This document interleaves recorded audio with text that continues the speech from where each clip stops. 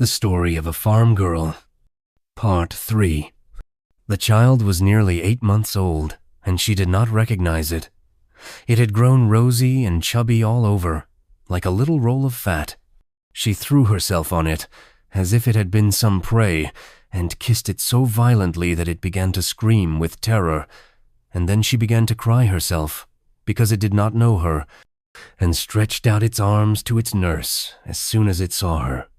But the next day it began to know her, and laughed when it saw her, and she took it into the fields, and ran about excitedly with it, and sat down under the shade of the trees, and then, for the first time in her life, she opened her heart to somebody, although he could not understand her, and told him her troubles, how hard her work was, her anxieties and her hopes, and she quite tired the child with the violence of her caresses. She took the greatest pleasure in handling it, in washing and dressing it, for it seemed to her that all this was the confirmation of her maternity, and she would look at it, almost feeling surprised that it was hers, and would say to herself in a low voice as she danced it in her arms, "It is my baby. It's my baby." She cried all the way home as she returned to the farm, and had scarcely got in before her master called her into his room. And she went, feeling astonished and nervous without knowing why. "Sit down there," he said. She sat down, and for some moments they remained side by side, in some embarrassment, with their arms hanging at their sides, as if they did not know what to do with them, and looking each other in the face, after the manner of peasants. The farmer, a stout, jovial, obstinate man of 45, who had lost 2 wives, evidently felt embarrassed, which was very unusual with him. But, at last, he made up his mind, and began to speak vaguely, hesitating a little, and looking out of the window as he talked. "How is it, Rose," he said, "that you have never thought of settling in life?"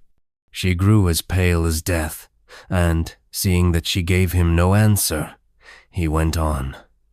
"You are a good, steady, active, and economical girl, and a wife like you would make a man's fortune." She did not move, but looked frightened. She did not even try to comprehend his meaning, for her thoughts were in a whirl, as if at the approach of some great danger. So, after waiting for a few seconds, he went on. "You see, a farm without a mistress can never succeed, even with a servant like you." Then he stopped, for he did not know what else to say, and Rose looked at him with the air of a person who thinks that he is face to face with a murderer and ready to flee at the slightest movement he may make. But, after waiting for about 5 minutes, he asked her, "Well, will it suit you?" "Will what suit me, master?" And he said quickly, "Why, to marry me, by heaven." She jumped up, but fell back on her chair, as if she had been struck, and there she remained motionless, like a person who is overwhelmed by some great misfortune. At last the farmer grew impatient and said, "Come, what more do you want?"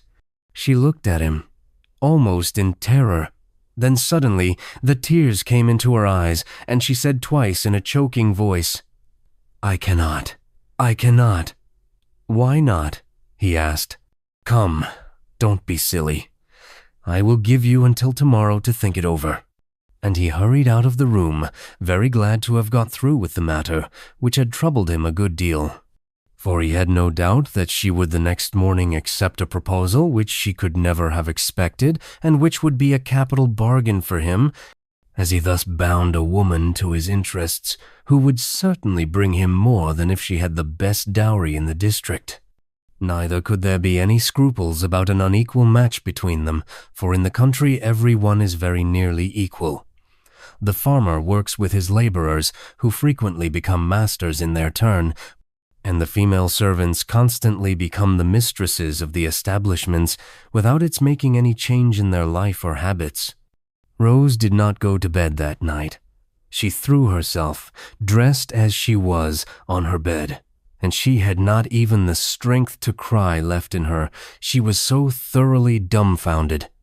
She remained quite inert, scarcely knowing that she had a body, and without being at all able to collect her thoughts, though, at moments, she remembered something of what had happened, and then she was frightened at the idea of what might happen. Her terror increased, and every time the great kitchen clock struck the hour, she broke out in a perspiration from grief. She became bewildered, and had the nightmare. Her candle went out, and then she began to imagine that someone had cast a spell over her, as country people so often imagine, and she felt a mad inclination to run away, to escape and to flee before her misfortune, like a ship scudding before the wind. An owl hooted. She shivered, sat up, passed her hands over her face, her hair, and all over her body, and then she went downstairs, as if she were walking in her sleep. When she got into the yard, she stooped down, so as not to be seen by any prowling scamp, for the moon, which was setting, shed a bright light over the fields. Instead of opening the gate, she scrambled over the fence, and as soon as she was outside, she started off. She went on straight before her, with a quick, springy trot, and from time to time, she unconsciously uttered a piercing cry. Her long shadow accompanied her, and now and then, some night bird flew over her head, while the dogs in the farmyards barked as they heard her pass. One even jumped over the ditch and followed her and tried to bite her, but she turned round and gave such a terrible yell that the frightened animal ran back and cowered in silence in its kennel. The stars grew dim, and the birds began to twitter. Day was breaking. The girl was worn out and panting, and when the sun rose in the purple sky, she stopped, for her swollen feet refused to go any farther, but she saw a pond in the distance. A large pond whose stagnant water looked like blood under the reflection of this new day, and she limped on slowly with her hand on her heart in order to dip both her feet in it. She sat down on a tuft of grass, took off her heavy shoes, which were full of dust, pulled off her stockings and plunged her legs into the still water, from which bubbles were rising here and there. A feeling of delicious coolness pervaded her from head to foot, and suddenly, while she was looking fixedly at the deep pool, she was seized with dizziness and with a mad longing to throw herself into it. All her sufferings would be over in there, over forever. She no longer thought of her child. She only wanted peace, complete rest, and to sleep forever, and she got up with raised arms and took 2 steps forward. She was in the water up to her thighs, and she was just about to throw herself in when sharp pricking pains in her ankles made her jump back, and she uttered a cry of despair, for from her knees to the tips of her feet, long black leeches were sucking her lifeblood and were swelling as they adhered to her flesh. She did not dare to touch them, and screamed with horror, so that her cries of despair attracted a peasant who was driving along at some distance to the spot. He pulled off the leeches one by one, applied herbs to the wounds, and drove the girl to her master's farm in his gig. She was in bed for a fortnight, and as she was sitting outside the door on the first morning that she got up, the farmer suddenly came and planted himself before her. "Well," he said, "I suppose the affair is settled, isn't it?" She did not reply at first, and then, as he remained standing and looking at her intently with his piercing eyes, she said with difficulty, "No, master, I cannot." He immediately flew into a rage. "You cannot, girl? You cannot? I should just like to know the reason why." She began to cry and repeated, "I cannot." He looked at her and then exclaimed angrily, "Then I suppose you have a lover?" "Perhaps that is it," she replied, trembling with shame. The man got as red as a poppy and stammered out in a rage, "Ah, so you confess it, you slut? And pray who is the fellow? Some penniless, half-starved ragamuffin, without a roof to his head, I suppose? Who is it, I say?" And as she gave him no answer, he continued, "Ah, so you will not tell me. Then I will tell you. It is Jean Baudu? No, not he, she exclaimed. Then it is Pierre Martin? Oh, no, master. And he angrily mentioned all the young fellows in the neighborhood, while she denied that he had hit upon the right one, and every moment wiped her eyes with the corner of her blue apron. But he still tried to find it out, with his brutish obstinacy, and, as it were, scratching at her heart to discover her secret, just as a terrier scratches at a hole to try and get at the animal which he scents inside it.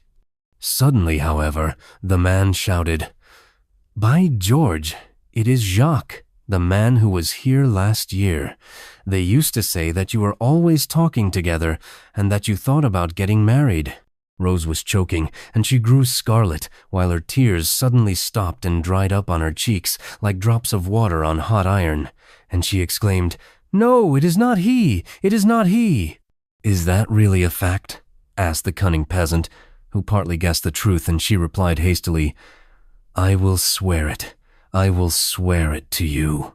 She tried to think of something by which to swear, as she did not venture to invoke sacred things, but he interrupted her. "At any rate, he used to follow you into every corner and devoured you with his eyes at meal times. Did you ever give him your promise, eh?" This time she looked her master straight in the face. "No, never, never. I will solemnly swear to you that if he were to come today and ask me to marry him, I would have nothing to do with him."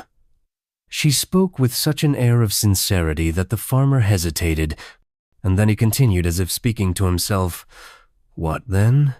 You have not had a misfortune, as they call it, or it would have been known, and as it has no consequences, no girl would refuse her master on that account.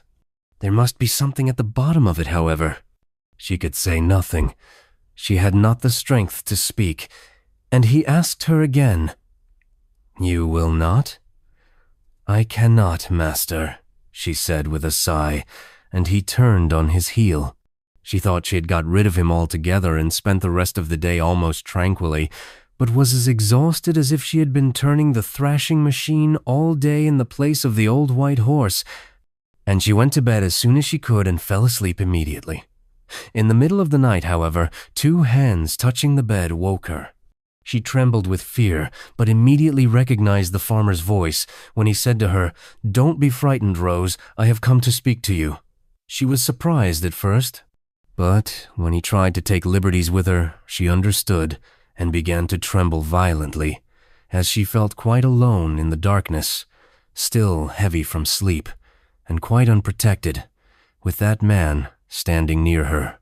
She certainly did not consent, but she resisted carelessly, struggling against that instinct which is always strong in simple natures and very imperfectly protected by the undecided will of inert and gentle races.